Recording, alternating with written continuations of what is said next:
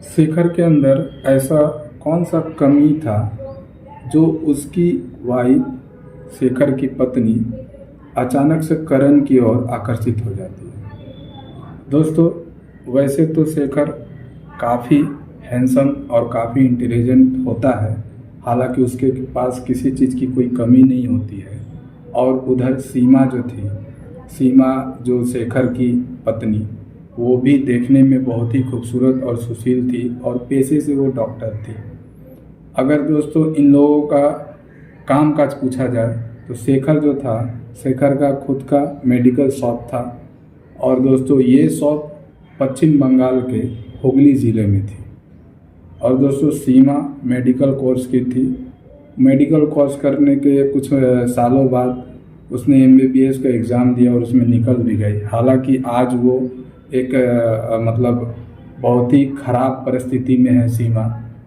अचानक यूँ कह लीजिए कि आसमान से अचानक वो धरती पे वो लोग आ जाते हैं।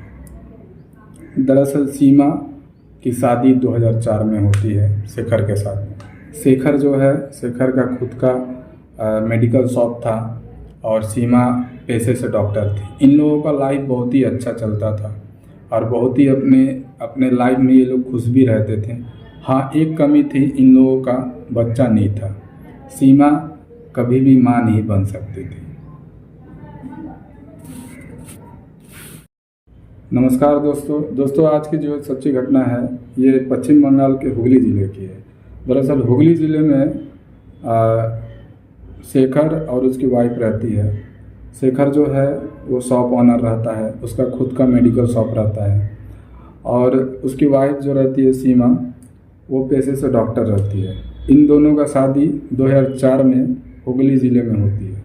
और दोस्तों इन दोनों का फैमिली में कोई नहीं होता, ये दोनों अकेले होते हैं। ना ही शेखर के माता पिता होते हैं और ना ही सीमा के माता पिता होते हैं। ये दोनों अनाथ होते हैं। और ये दोनों देखने में काफ़ी खूबसूरत थे। जहाँ सीमा की बात की जाए, सीमा भी काफ़ी खूबसूरत और इंटेलिजेंट थी क्योंकि वो पेशे से डॉक्टर भी थी। और जहाँ शेखर की बात की जाए, शेखर भी देखने में काफ़ी खूबसूरत और हैंडसम रहता है। तो इन दोनों का शादी 2004 में पश्चिम बंगाल में होती है। अब दोस्तों शादी के 10 बरस बीत जाते हैं, 10 साल के बाद शेखर जो है, सीमा से 10 साल हो चुके थे शादी के, 10 साल में एक बार भी जिक्र नहीं करता है अपने भतीजे का कि शेखर का एक भतीजा भी होता है। 10 साल के बाद उसका शेखर का जो भतीजा है अचानक एंट्री मारता है अपने चाचा के यहाँ। अब जब वो एंट्री मारता है तो चाचा तो घर पे होते नहीं, चाचा तो अपने शॉप पे होते हैं। सीमा अचानक बोलती है, कौन हो भाई, अचानक घर के अंदर क्यों घुसे चले आ रहे हो। तब वहाँ करण बोलता है कि चाची मुझे नहीं पहचाना, मैं आपका भतीजा हूँ, वो भी सगा भतीजा। चाची नाराज़ हो जाती है, सगा भतीजा, ऐसा तो मेरे हस्बैंड ने कभी नहीं बोला कि मेरा एक भतीजा भी है। तो करण बोलता है, शायद नहीं बताए होंगे चाचा, पर मैं आपका भतीजा हूँ। अगर आपको नहीं यकीन होता है तो चाचा को फ़ोन लगा कर पूछ लो। सीमा क्या करती है, तुरंत अपने घर के लैंडलाइन नंबर से अपने हस्बैंड को फ़ोन लगाती है। कहती है, शेखर एक लड़का आया है घर पे और कह रहा है कि मैं आपका भतीजा हूँ। तो शेखर कहता है कि कौन लड़का है, नाम क्या है उसका। तो सीमा बताती है कि करण नाम बता रहा है अपना। और वो शेखर पूछता है, कहाँ से आया है पूछो। तो करण बताता है, मैं दिल्ली से आया हूँ। तब शेखर फ़ोन पे कह देता है, हाँ शायद वो मेरा भतीजा ही है, काफ़ी टाइम हो गए दिखे हुए, क्योंकि जब वो छोटा था तभी मैंने देखा था, उसके बाद से मेरा उससे मुलाकात कभी नहीं हुआ। जब सीमा को ये पता चलता है कि वाकई में उसका भतीजा है, जब वो कॉल में बात कराती है, परिचय करवाती है, तो कहता है, हाँ ये मेरा भतीजा ही है, तुम एक काम करो, उसका बेडरूम दिखा दो और उसका नाश्ते पानी का व्यवस्था कर दो, तब तक मैं आता हूँ। सीमा क्या करती है, उसे बैठाती है और नाश्ता पानी करवाती है और उसे उसका बेडरूम साफ़ कराकर उसे रहने के लिए दे देती है। जब दोस्तों सीमा जो है जब उसकी बेडरूम साफ करती है, करण जो है बेडरूम के अंदर चला जाता है। जब बेडरूम के अंदर जाता है, अचानक से करण क्या करता है, सीमा का कमर पकड़ लेता है, पीछे से उसका कमर पकड़ लेता है। कमर पकड़ कहता है कि चाची आप काफ़ी खूबसूरत हो, चाचा आपको क्या खिला कर रखे हैं कि आप इतने शादी के इतने साल बाद भी आप काफ़ी खूबसूरत दिखती हो।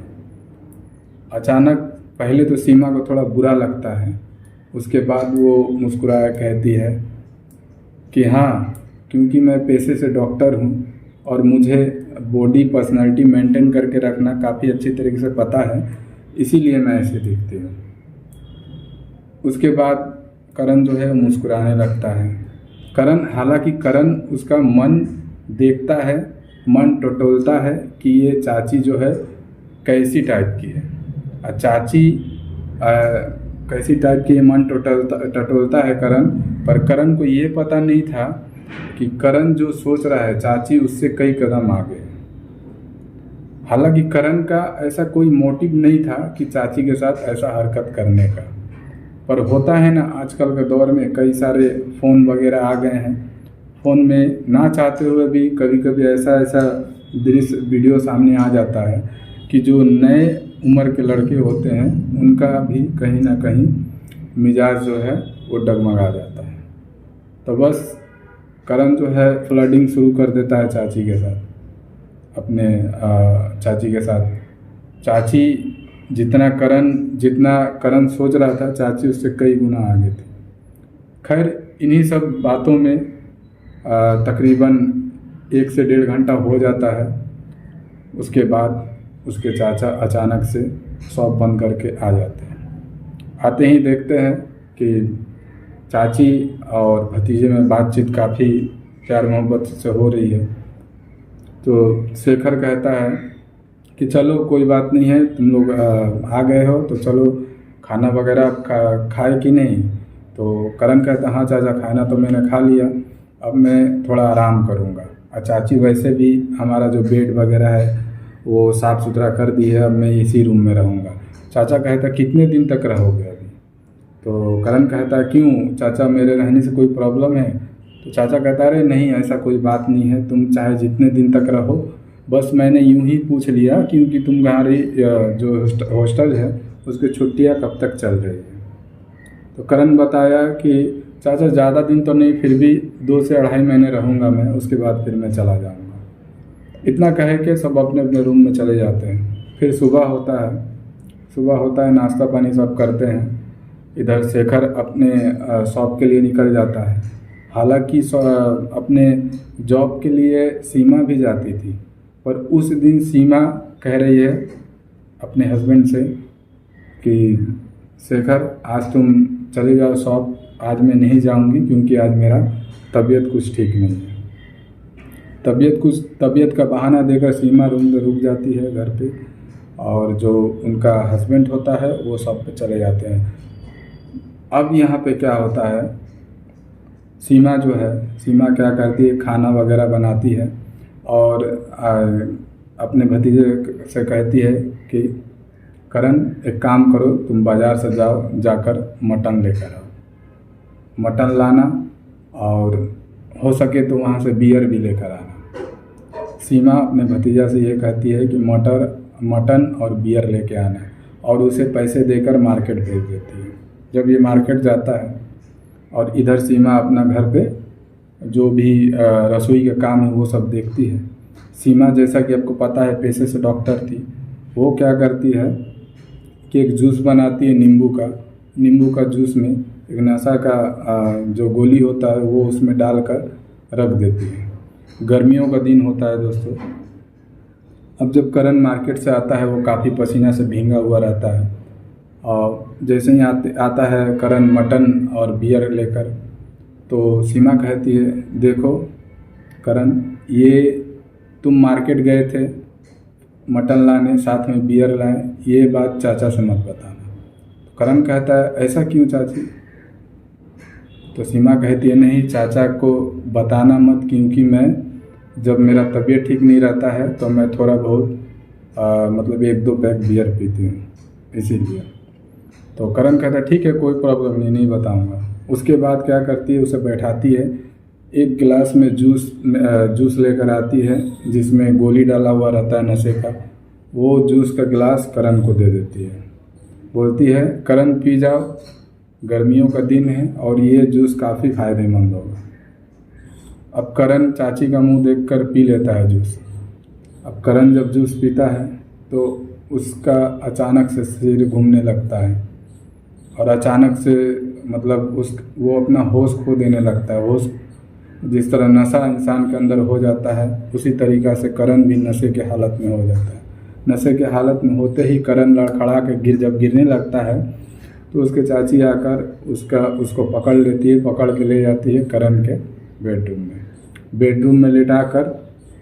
उसके बाद बियर का बोतल में से वो 1-2 पैक बनाती है। इधर करण लेटा हुआ है और नशे के हालत में बरबरा रहा है और चाची क्या करती है, बियर का 2-4 पैक बनाती है, पीकर उसके बदन के जितने भी कपड़े थे सारे कपड़े उतार देती है।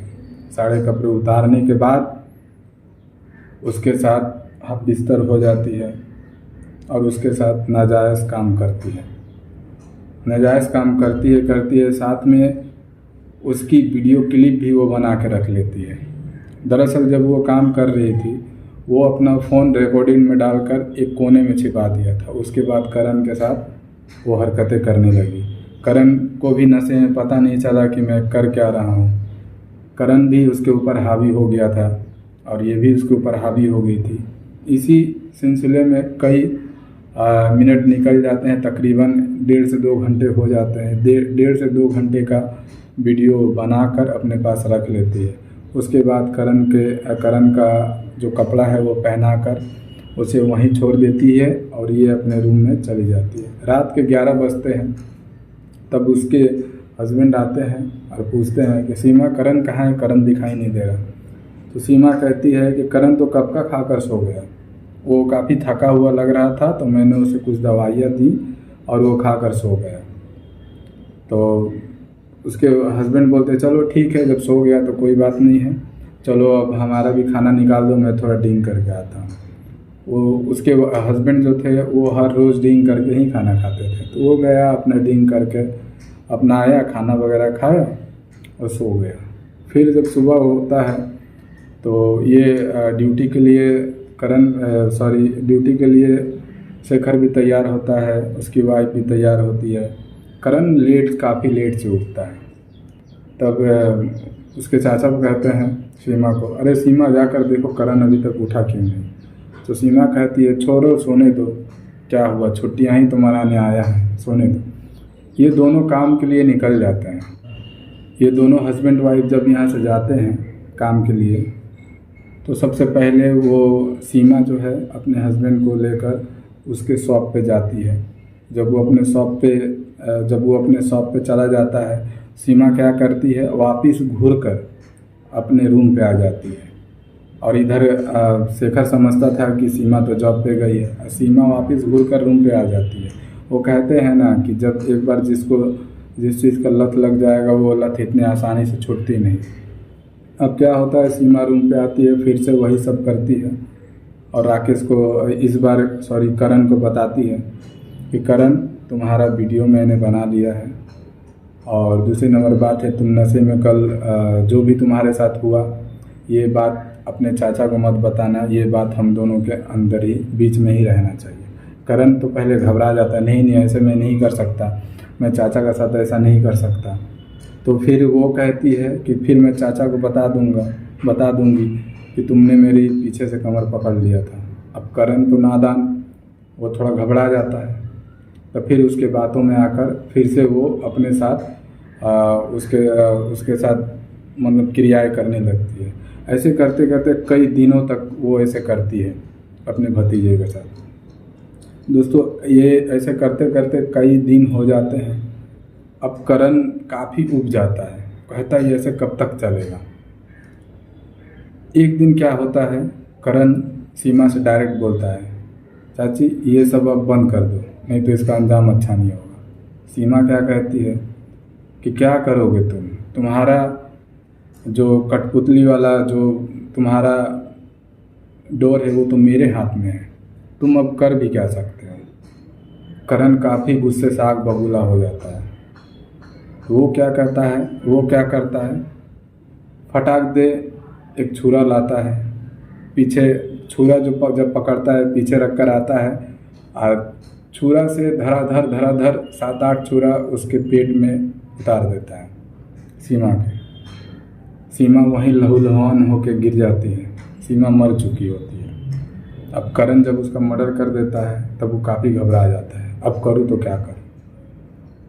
करण क्या करता है, तुरंत उसके बॉडी को ठिकाने लगाने के लिए 3 टुकड़े में भाग करता है, बांटता है और एक बड़े से बोरे के अंदर उसे पैक करके और उसके बाद गाड़ी पे रख कर लेकर चला जाता है कब्रिस्तान पे। कब्रिस्तान के पास ले जाकर वो फावड़े से खोड़कर और उस बॉडी को दफना के आ जाता है। घर आने के बाद वो अपना सामान पैक करता है और वहाँ से सीधा निकल जाता है दिल्ली।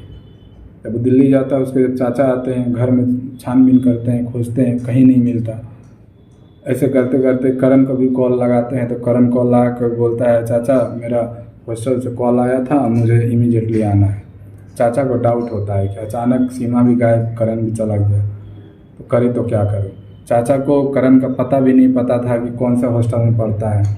वो क्या करता है, उसके चाचा क्या करते हैं, तुरंत जाते हैं पुलिस कंप्लेंट करते हैं।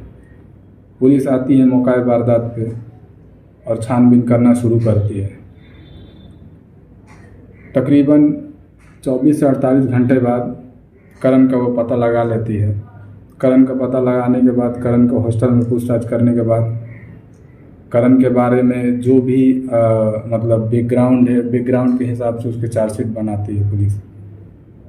उसके बाद उसे अरेस्ट कर लिया जाता है। अरेस्ट करके करण को लॉकअप में काफ़ी पीटा जाता है, रिमांड में लेकर काफ़ी उसे मारा जाता है। पूछताछ करने के बाद लास्ट में पता चलता है कि करण ही अपने चाची को जान से मारता है और उसके पेट में एक नहीं 5-6 बार चाकू मारता है।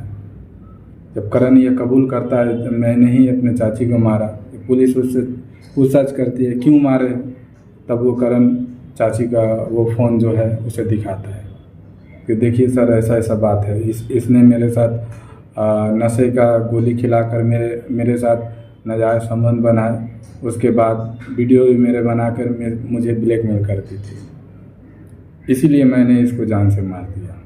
और ये आज से नहीं कई दिनों से मेरे साथ कर रही थी, तो मजबूरन मुझे इसे मारना पड़ा। तो दोस्तों ऐसा ही होता है।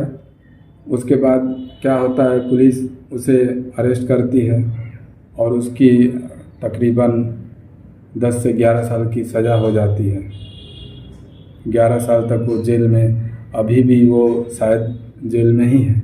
जहाँ तक मानना है कि उसका बेल नहीं होगा, नॉन बेलेबल वारंट पे उसे अरेस्ट किया गया था, उसका शायद बेल अब होगा भी नहीं, अभी तक वो जेल में ही है। तो दोस्तों मेरा वीडियो बनाने का मकसद ये नहीं था किसी के मानसिकता पे ठेस पहुंचाना, किसी को चोट पहुंचाना। दोस्तों मेरा वीडियो बनाने का मकसद यही था, आप लोग चाहे अपना हो या गैर हो या कोई भी हो, भरोसा कभी भी सोच समझ के करना चाहिए।